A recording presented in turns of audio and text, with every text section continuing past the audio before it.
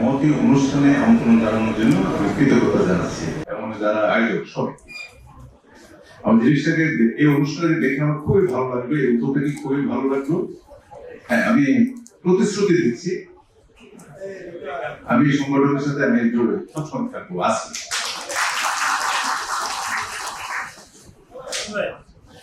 আমি by profession doctor, চিকিৎসক এবং অধিকাংশ ক্ষেত্রে আমি চিকিৎসক ছিলাম, শিক্ষকও ছিলাম, শিক্ষক, কিন্তু এই সাধারণ কার্যক্রমের সাথে আমি খুব বেশি জড়িত ছিলাম না।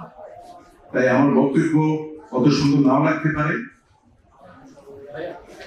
তো এখানে যে আমার প্রথম লাইফ টাইম এদের একটা জিনিস ভালো লাগবে, হায়ার হিস্ট্রি লাইফস।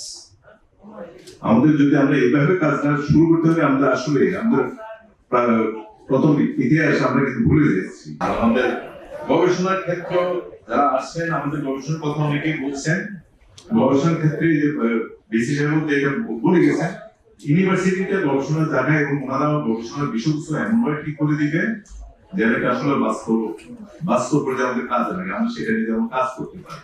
এটা ইউনিভার্সিটির শিক্ষক, মেডিকেল শিক্ষক যারা আছে, গবেষণা ছাত্ররা গবেষণা করবে এবং ছাত্রদের গবেষণাগুলো বিভিন্ন ধরনের গবেষণা আমি খুবই আপ্লুত হয়েছি এবং গবেষণা তাদের উদ্যোগে আমি সাধুবাদ জানাচ্ছি।